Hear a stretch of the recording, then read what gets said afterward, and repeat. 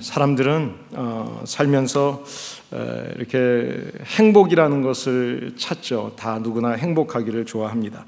행복하기 위해서 이제 좋은 대학 가, 공부 열심히 해야 돼. 그러면 이제 좋은 대학을 가면 행복할 거라고 아이들이 생각을 합니다. 또 그뿐만 아니라 뭐 대학 생활 이렇게 하고 나면 내가 좋은 직장을 가면 행복할 거야. 그래서 좋은 직장을 찾기 위해서 열심히 노력을 하죠. 또 어떤 분들은 예쁜 여자를 만나서 결혼하면 행복할 거라고 생각해서 젊은이들은, 청년들이 예쁜 여자 이렇게 많이 찾습니다. 여자들 같은 경우는 그래도 돈을 잘 버는 남자가 최고야. 그래서 돈 잘 벌고 직장 좋은 남자 찾죠. 요즘에는 남자들이 능력 있는 여자를 좋아한다 그러더라고요. 요새는 남자들이 더 능력 있는 좋은 일을 뭐 이렇게 그런 여자들을 찾는다 그래요. 많은 사람들이 명예, 이것을 또 찾아서 명예를 얻으려고 노력을 합니다. 그러면 행복할 거라고 생각을 하죠. 근데 여러분 살아보시니까 어떻든가요? 물론 필요하고 도움이 될 때가 있지만 우리가 돈이나 명예나 어떤 아름다움, 이런 외모, 이런 것들이 우리에게 진정한 행복을 주지는 않습니다. 세상에 몇 개 없는 것들을 이렇게 수집하는 분들을 종종 보게 됩니다. 그런 분들 뭐 희귀한 물건을 누가 갖고 있다 그러면 부러워하죠. 그리고 그 사람은 막 자랑하죠. 그래서 보면 뭐 한정판 무슨 우표가 나왔다 그러면 예전에 그 우표를 사기 위해서 줄 서 있는 모습을 봤어요.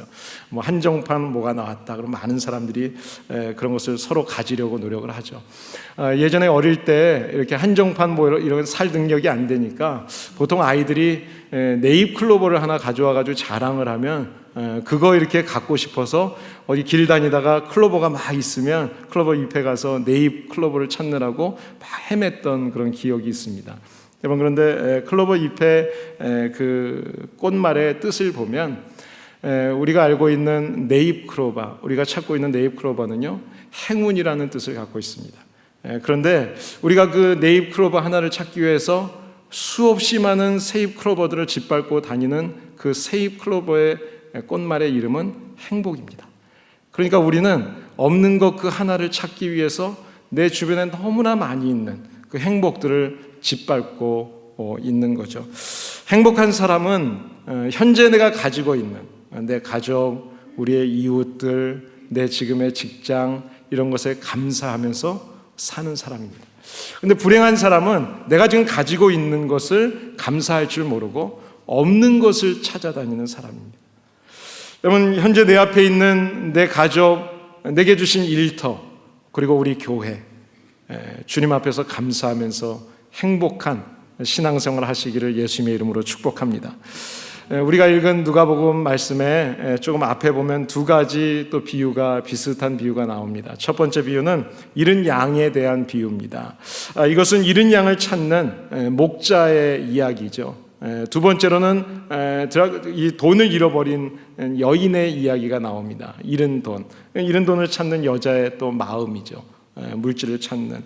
근데 우리가 함께 읽은 이 11절 이하의 말씀을 보게 되면 오늘 본문 말씀을 많은 사람들이 흔히 이야기할 때 탕자의 비유다 이렇게 많이 이야기를 합니다. 그 아들이 이제 아버지 돈을 달라 그래서 갔으니까 상황을 보면 그런 것 같아요. 그런데 그 내용을 우리가 깊이 살펴보면 그 아버지가 집 떠난 그 아들을 향해서 단 한 번도 탕자 같은 아들이라고 이야기한 표현이 없습니다. 그렇지 않습니다. 아버지의 입장에서 볼 때 이 아들은 어떤 아들인가 하면 He was lost, 잃은 자입니다. 잃은 아들, 잃어버렸던 아들. 그러니까 잃은 아들의 비유는 한마디로 표현하면 잃은 아들을 기다리는, 돌아오기를 기다리는 아버지의 마음을 표현한 이야기라고 할 수 있습니다. 제가 우리 아이들이 참 어릴 때 벌써 한 14년 전이에요. 2003년도에 애니메이션 영화가 하나가 이렇게 나왔는데 너무 재미있을 것 같아서 어린 아이들을 데리고 그 영화를 극장에 가서 본 적이 있습니다. 제목이 오늘 본문의 내용하고 아주 비슷한 내용입니다. Finding Nemo, 잃어버린 니모를 찾아서 라는 그런 제목이었어요. 그런데 이 영화를 보게 되면 이 영화에는 예쁜 물고기를 주인공으로 한 아버지와 아들의 이제 사랑의 이야기입니다. 이 아들이 아버지의 사랑을 뿌리치고 떠나면서요, I hate you, 제일 듣기 싫은 얘기죠. 아이들 크면서 이 얘기할 때 엄청 화가 나죠. 처음 이야기를 들었을 때 제가 한 번에 혼냈더니 두 번 다시 제 앞에서 이 단어를 못 썼어요. 그런데요, 이 아이가 이제 나중에 여러 가지 우여곡절 끝에 고생을 하다가 이제 아버지에게 돌아옵니다. 그리고 아버지에게 와서 하는 이야기가 아빠, I love you. 아빠 사랑해요. 그 이야기가 이 영화의 이야기입니다. 오늘 본문의 주인공인 둘째 아들, 이 둘째 아들은 행복을 누릴 수 있는 조건이 많이 있었습니다. 이 니모도 행복을 누릴 수 있는 조건이 많이 있었어요. 근데 거기서 행복을 누리지 못하고 불평하고 불만하고 아버지를 떠났었습니다. 누릴 게 있는데 그것을 감사하지 못했던 거죠. 오늘 우리가 둘째 아들의 삶을 한번 살펴보면서 우리의 진정한 행복은 무엇일까? 어떻게 찾을 수 있을까? 하는 것을 함께 생각해 보고 싶습니다. 먼저 첫 번째로 우리가 진정한 행복을 누리기 위해서 중요한 게 있습니다. 그것은 내가 누구인지를 알아야 돼요. 우리의 신분을 알아야 되는 겁니다. 우리들은 그리스도인이라는 것은 하나님의 자녀라는 이야기입니다. 하나님의 아들, 딸이라는 겁니다. 여러분, 자녀, 아들, 딸은 뭐예요? 아들, 딸, 자녀는 아버지, 어머니, 내 부모의 것, 아버지의 것이 나의 것이에요. 내가 그것을 다 누릴 수 있는 거죠. 아버지의 아들이고 딸이기 때문에 수많은 것들을 내가 누릴 수가 있습니다. 요한복음 15장에 보시면 5절의 비유로 예수님께서 이런 말씀도 하십니다. 예수님께서 포도나무 비유를 말씀하시죠. 예수님은 포도나무고 우리는 가지다. 그런데 우리가 열매를 많이 맺으려면 우리가 포도나무에 붙어 있어야 된다. 가지가 떨어지면 열매 맺을 수가 없죠. 그러니까 하나님 안에 우리가 있어야 된다는 거죠. 하나님이 내 안에, 내가 하나님 안에 있는 것, 이것이 얼마나 놀라운 축복인지 모른다는 거죠. 가지가 떨어지면 열매는 절대로 있을 수가 없어요. 우리 오 목사님 이제 둘째를 낳았는데 보통 이제 신혼부부가 결혼해서 이제 첫째 아이를 낳으면 그 애기 엄마들이 친정 엄마한테 전화해서 하는 얘기가 보편적인 이야기가 있습니다. 그 얘기가 뭔가 하면, 엄마, 내가 애를 낳아서 키워보니까 엄마 마음 조금 알 것 같아. 그전엔 잘 모르는 거예요. 그 이야기 하죠. 자식 키우는 부모, 이런 자식 키우는 부모는 어때요? 부모의 마음은 정말 많은 시간과 정성과 물질을 자식을 위해서 다 헌신합니다. 아낌없이 희생하죠. 해줄 수 있는 모든 것을 다 해줄 수 없어서 그렇지 할 수만 있으면 다 해주는 거죠. 아무런 보상을 기대하지 않죠. 그게 부모의 마음, 아버지의 마음이죠. 사실 이게 비즈니스로 보면, 장사의 관념으로 이렇게 보면은요, 사실 이것처럼 손해보는 장사가 어디 있습니까? 그런데 그게 아버지 마음이에요.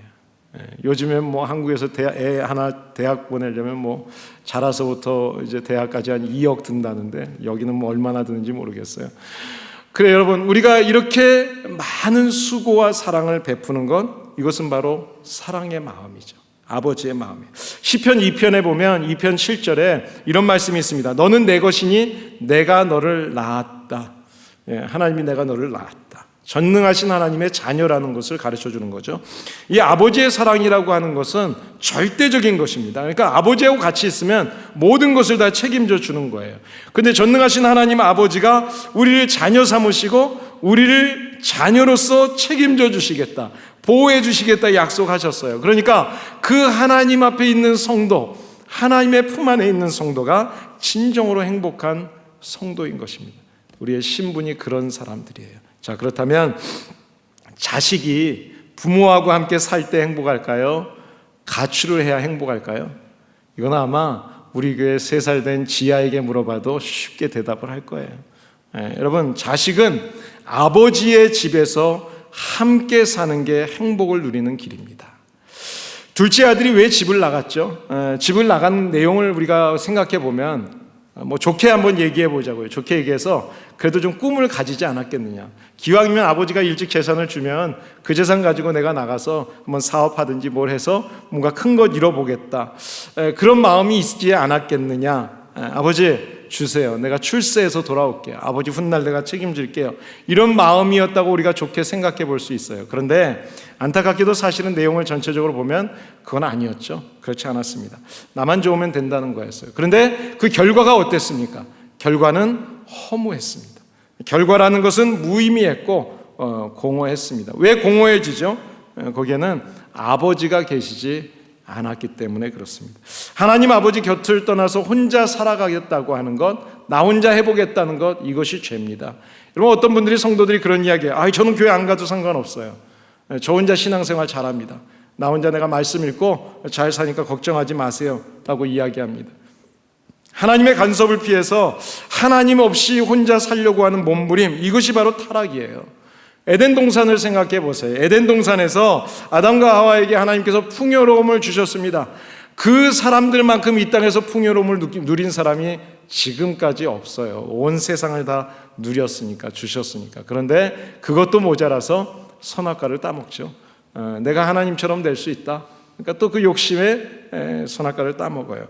아버지 재산 중에서 아버지 절반 내 몫을 돌려주세요. 미리 주세요. 죽기 전에 아버지한테 그 재산을 요구했다. 그것을 내가 쓸 수 있는 어떤 권리까지 요구했다는 것. 이것은 사실은 아버지 없이 사는 게 더 낫다는 얘기죠. 아버지 필요 없다는 얘기예요. 이거는 어떻게 보면 살아있는 아버지한테 대못을 박는 거죠. 마음을 죽이는 것과 같은 것입니다. 그래서 아버지를 떠났던 아들, 그 아들은 어디로 갔죠? 오늘 성경은 먼 나라로 갔다 그렇게 이야기합니다. 먼 나라. 먼 나라가 어딜까요? 이 먼 나라라고 하는 것은 하나님을 떠난 먼 거리로 갔다는 것을 이야기하는 겁니다. 그러니까 하나님의 사랑과 상관이 없는 곳, 하나님의 사랑을 받을 수 없는 곳, 하나님의 사랑을 거부하는 곳으로 떠나갔다는 겁니다. 처음에는 신기해 보였어요. 매력적이에요. 아주 재미있을 것 같았어요. 근데 결국은 그 일이 가족 공동체를 파괴했고 자기 자신의 영혼과 육신도 파괴하는 그런 평화가 없는, 진정한 기쁨과 행복이 없는 먼 나라였다는 것입니다. 오늘도 사탄은 우리를 속입니다. 너 먼 데로 가. 하나님 떠나서 한번 뭔가를 보여줘. 이런 마음이 드는 게 사탄의 목소리예요. 너 하나님 없이, 아버지 없이 얼마든지 살 수 있어. 선악과 먹어봐. 네가 하나님처럼 될 거 아니야. 야, 너 지겹지 않니? 매주 교회 가서 뭐 믿는 사람들하고 세상 거 즐기지도 못하고 하나님을 떠나서 얼마든지 살 수 있으니까 한번 해봐. 하나님 곁을 떠나봐. 이것이 바로 사탄의 유혹이에요. 그런데 그 자식이 그 재산을 다 달라고 했을 때 아버지는 그 아들을 품성을 알죠. 키워봤으니까. 달라고 하는 그 마음도 알아요. 그러면 그 아들이 쉽게 다 잊어버릴 것을 알 수 있습니다. 근데 잃어버릴 것을 알면서 아버지는 내줬어요. 이것은 알면서 속아주는 겁니다. 그러면 아버지는 왜 속아주죠? 왜 내줬을까요? 왜 줬을 것 같아요? 그것은 다른 것이 아닙니다. 내 아들보다, 내 자식보다 재물이 중요하지 않기 때문이에요. 재물을 잃어버려도 자식만 다시 돌아오면 돼요. 자식하고 관계가 완전히 깨어지지만 않으면 돼요. 그러니까 자식에게 내주는 거예요. 재산을 버리고 자식을 얻겠다. 이것이 바로 아버지의 마음입니다. 자식이 돌아오기를 원하는 마음으로 자식에게 내어준 것뿐이에요. 사실 아버지의 마음이 아이들에게 야 공부 좀 잘해라 뭐해라 이런 이야기 하지만 자식을 생각할 때 아버지의 마음이 그 마음인가요? 아이들을 생각하면서 공부하고 성적 때문에 다른 아이하고 비교하나요? 그렇지 않습니다. 그 아이의 존재, 내 아들이고 내 딸이라는 그 존재, 하나님의 형상으로 하나님이 지으셔서 나에게 선물로 기업으로 맡겨주신 그 본질, 그 관계로 그 자식을 대하는 거죠. 자식을 만나는 거죠. 하나님은 우주 만물을 창조하신 창조주 하나님이십니다. 그 하나님께서 우리의 모든 문제를 하나님은 다 알고 계십니다. 여러분 믿으세요? 그렇다면 우리가 성도의 행복이라는 것은 다른 게 아니에요. 성도의 행복이라는 것은 전능하신 하나님께 나아가면 나의 모든 문제를 다 책임져 주신다. 그것을 우리가 인정하는 겁니다. 그리고 하나님과 함께 있으면 되는 거예요. 하나님과 함께 있으면 아버지가 책임져 줍니다. 아버지와 함께 살아가는 복, 이런 복을 저와 여러분들이 누리게 되시기를 예수님의 이름으로 축복합니다. 자, 내가 하나님의 자녀라는 것을 알아야 돼요. 두 번째로는 하나님의 집에 함께 있는 게 행복이라는 거예요. 자, 그렇다면 그 행복을 누리기 위해서 우리가 어떻게 해야 될까요? 구체적으로 중요한 게 있습니다. 그것은 뭔가 하면 아버지께로 돌아와야 하는 것입니다. 아버지께로 돌아와야 돼요. 아버지께로 돌아와야 그 행복을 다시 누릴 수가 있는 거예요. 많은 재산을 두고 아버지를 떠나서 먼 나라로 갔던 아들이 어떻게 되었을까요? 오늘 본문 13절 읽었는데요. 그 후 며칠이 못 되어서 그 재산을 허비하더니, 그렇게 성경이 기록합니다. 여러분, 세상이 그렇게 만만하지 않죠. 우리가 살아봐서 알지만 세상이 그렇게 호락호락하지 않습니다. 사람이 세상을 살아가는데 내 계획대로 다 되느냐? 그렇지 않죠. 돌아보면 내가 계획했던 것보다 계획대로 안 된 일들이 훨씬 더 많습니다. 아버지 없이도 얼마든지 행복할 수 있다는 생각, 이 아들의 계산, 이것이 착각이었다는 거예요. 막상 나가보니까 실망이고 낙심이고 좌절이었어요. 한계의 상황에 도달하게 되었습니다. 그런데 오늘 이 본문의 말씀이 여기서 끝나지 않습니다. 잃어버린 행복을 다시 찾게 되었습니다. 어떻게 잃어버린 행복을 찾게 되었을까? 오늘 17절 말씀을 보시면 이에 스스로 돌이켜 가로되 내 아버지에게는 양식이 풍족한 품꾼이 얼마나 많은가. 나는 여기서 주려 죽는구나. 힘들고 굶주리고 지쳐 있을 때 깨닫게 되었습니다. 깨달았어요. 여러분, 사람들이 왜 깨닫지 못하죠? 깨닫지 못하는 이유는 많이 가져서 그래요. 뭔가 내가 스스로 할 수 있다고 생각해서 그래요. 그걸 교만이라고 성경이 이야기하죠. 교만해요. 교만하면 절대로 깨닫지 못해. 교만한 사람들은 깨닫지를 못해. 깨달을 수 있다는 것, 이것이 바로 복이에요. 깨달으면서 이 축복이 시작이 되는 겁니다. 여러분, 잘못을 했는데 잘못한 것을 모르는 사람처럼 정말 문제가 있는 사람이 없어요. 대책이 없는 거죠. 잘못했는데 잘못한 것을 모르면 대책이 없어요. 오늘 본문의 주인공은 자기가 아버지의 사랑을 받고 있던 아들이라는 것을 깨달았어요. 내가 하나님 아버지의 사랑을 받는, 아버지의 사랑을 받는, 그것을 깨닫는 거예요. 아버지의 사랑을 뿌리치고 내가 나왔던 것, 그것을 잘못이구나라고 깨달은 거예요. 그래서 집을 나온 이후에 수많은 고생을 하는 중에 아버지를 생각합니다. 그리고 아버지의 마음이 얼마나 아팠을까 생각하게 되는 겁니다. 내가 왜 이렇게 비참하게 되었나? 그것을 생각해 보니까 아버지 없는 삶을 살았기 때문이구나. 그것을 깨달았어요. 여러분, 유다서 1장 10절에 보시면 이런 말씀이 있습니다. 깨달음이 없으면 멸망할 짐승만도 못하다. 우리가 뭐보다도 못하다, 그런 이야기 표현 많이 하죠. 성경에 그런 말씀이 있어요. 깨달음이 없으면. 어려움이 있습니까? 뭔가 해보는데 잘 안 되세요? 그러면 여러분, 지금 우리가 무엇을 해야 될까요? 하나님 앞에 나와서 하나님 앞에서 기도해 보셔야죠. 그럼 하나님이 깨달음을 주실 것입니다. 깨닫는 것 자체가 바로 은혜의 시작입니다. 깨닫는 것이. 그래, 이 둘째 아들은 자기가 아버지의 사랑을 받던 그 아들이었다는 것을 깨닫게 되었습니다. 세상에서 나를 가장 사랑해주는 사람이 누구지? 아버지였어. 내가 돈이 있을 때 사람들이 나를 막 쫓았는데 돈이 없으니까 나를 다 무시하는구나. 그 아버지의 사랑을 뿌리치고 나온 나의 잘못, 그것을 깨달은 것입니다. 자, 그 다음에 그것으로 멈추지 않았어요. 깨달은 다음에 용기를 냈습니다. 그리고 아버지의 울타리, 행복의 울타리로 돌아가는 겁니다. 18절 19절을 보시면요, 내가 일어나 아버지께 가서 이르기를 아버지여, 내가 아버지께 죄를 얻었사오니 지금부터는 아버지의 아들이라 일컬음을 감당치 못하겠나이다. 나를 품꾼의 하나로 보소서 하리라. 결심합니다. 용기를 내서 이제 결심합니다. 여러분, 용기 있는 사람이 어떤 사람이에요? 용기 있는 사람 그러면 사람들이 보통 이렇게 생각하죠. 좀 담대함이 있는 사람, 두려워하지 않는 사람, 이런 사람이 저 사람은 참 용기 있다, 그렇게 표현을 하죠. 맞습니다. 용기 있는 사람은 두려워하지 않아요. 담대함이 있습니다. 그런데 한 걸음 더 나가서 진짜 용기 있는 사람은 어떤 사람인가? 진짜 용기 있는 사람은요, 저는 자기의 잘못을 인정하는 사람이라고 생각합니다. 내 잘못을 인정할 수 있는 사람. 여러분, 다윗이 바로 그런 사람이었어요. 나단 선지자가 죄를 지었다고 그 죄에 대해서 이제 탁 얘기를 했어요. 얼마나 무서웠을까요? 내 죄를 나만 알고 있다고 생각했는데, 그런데 그때 다윗은 즉시 인정합니다. 그리고 무릎을 꿇고 눈물을 흘리면서 회개합니다. 이것이 진정한 용기예요. 이것이 진짜 용기예요. 그래서 용기 있는 사람은 변명하지 않습니다. 용기 있는 사람은 잘못을 인정해요. 그리고 하나님 앞에 회개하는 거예요. 그래서 용기가 있는 사람은 실패해도 절대로 좌절하고 낙심하고 끝내지 않습니다. 다시 시작합니다. 용기 있는 사람은 다시 시작하는 사람이에요.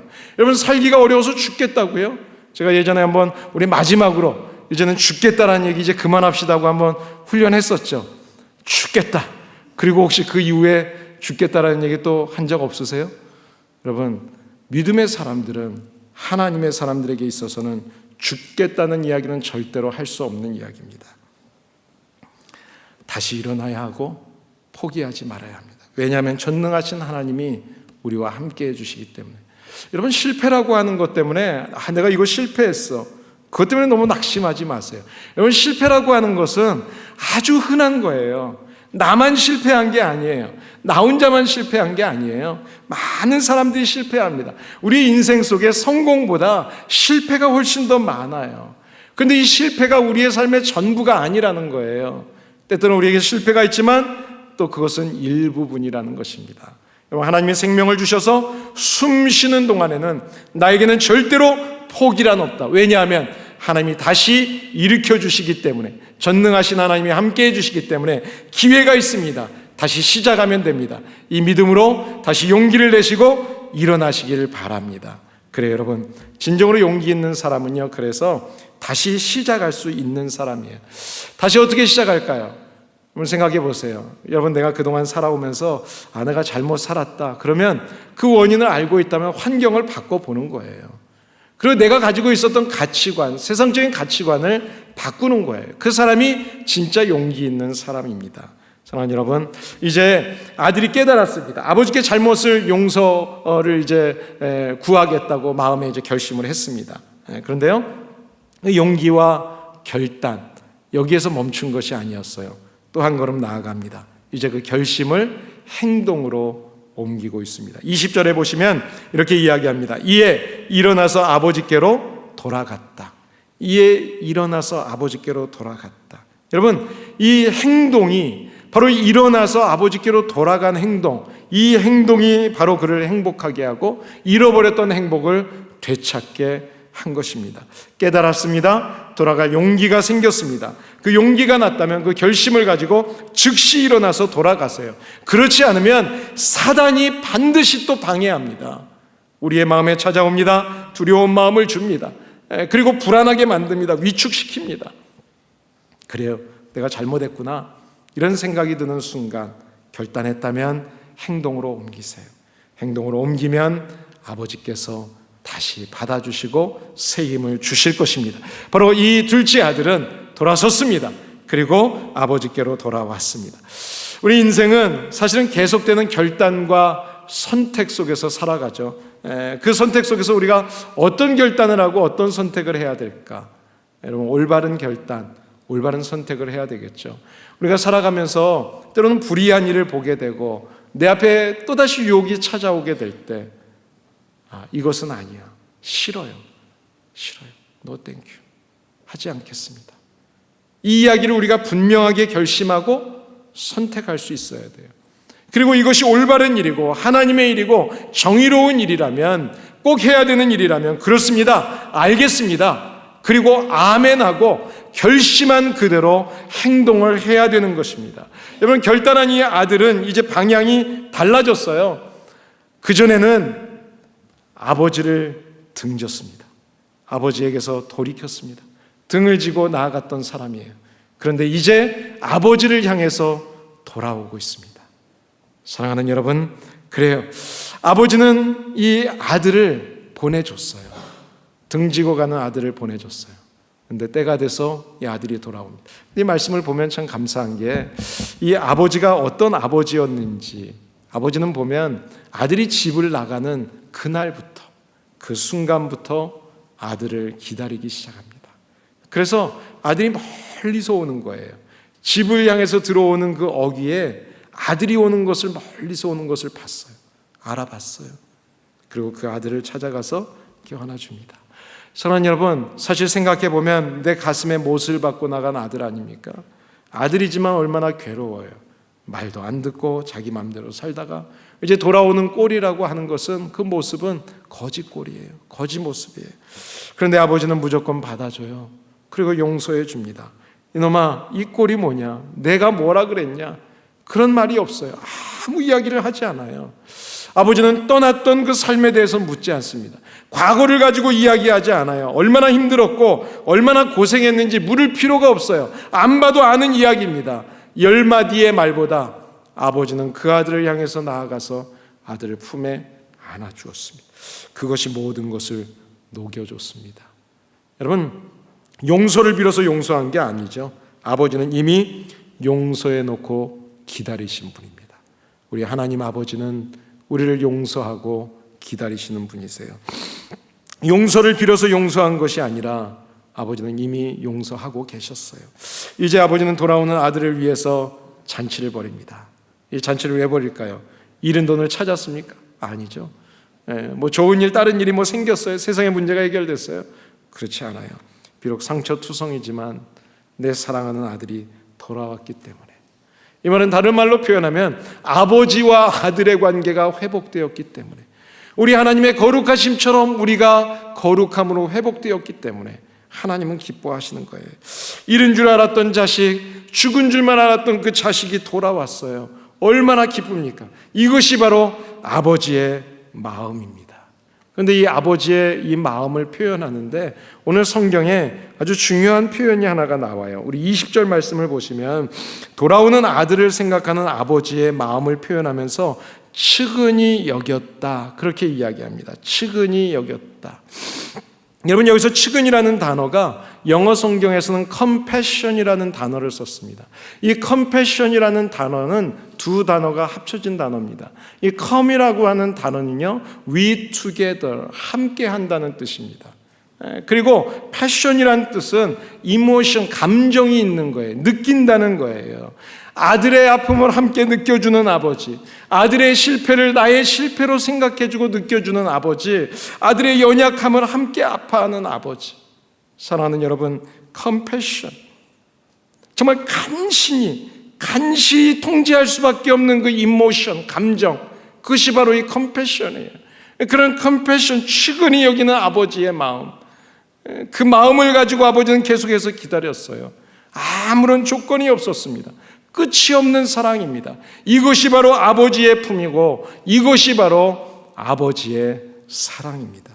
사랑하는 여러분, 우리의 삶의 방향은 어디를 향해서 나아가고 있습니까?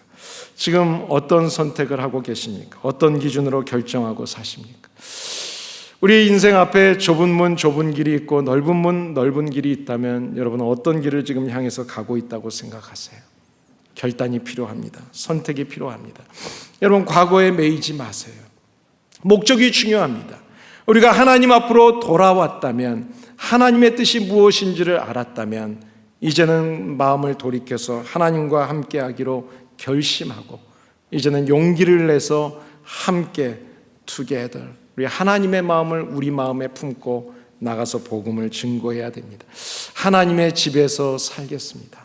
우리 하나로 커뮤니티 교회, 그리고 우리의 가정과 일터, 하나님 내 삶 속에서 만나는 모든 사람들과의 관계, 이 행복, 이 세입 클로버를 제가 포기하지 않겠습니다.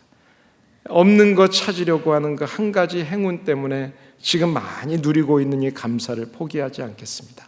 주님 앞에 감사하는 마음으로 이제 하나님, 우리 하나로 커뮤니티 교회가 정말 새로운 마음으로 함께 주님과 같은 마음으로 복음을 전하며 살고 싶습니다. 그저 내가 편하고 내가 좋은 나를 위한 교회, 나를 위한 신앙생활이 아니라 하나님의 복음을 위해서 정말 함께 쓰임받는 교회, 그런 성도 되기를 원합니다. 하나님의 마음, 하나님을 사랑하고 이웃을 사랑하라고 하신 그 말씀 따라서 우리 하나로 커뮤니티 교회가 이제 2018년을 바라보면서 한 마음 되었으면 좋겠습니다. 같은 마음으로 서로 사랑하고 위로하고 축복하고 내 옆에 있는 모든 성도들을 마음껏 사랑해 주는 가운데 우리 교회 안에 그 사랑이 풍성하고 그 사랑을 온 세상에 전할 수 있는 그런 교회 되기를 예수님의 이름으로 축복합니다. 함께 같이 기도하시겠습니다. 이 시간에 기도하실 때 말씀을 생각하면서 함께 같이 기도합니다. 하나님, 사실 우리 주변에 보면 참 사랑에 목말라 하는 사람들이 얼마나 많은지 모릅니다. 나도 그런 사람들 중에 한 사람이었습니다. 우리는 그런 상황 속에서 하나님을 통해서 이 사랑을 다시 알게 되었고 깨닫게 되었고 그 사랑을 다시 회복하게 되었습니다. 하나님, 그동안 하나님을 등지고 살았던 우리의 모습 하나님 앞에 다시 회개합니다. 이제 용기를 내고 주님 앞에 나왔습니다. 하나님, 한 마음이 되어서 아버지의 마음이 무엇인지를 알고 그 마음을 따라서 살아갈 수 있는 그런 성도 되게 해주시옵소서.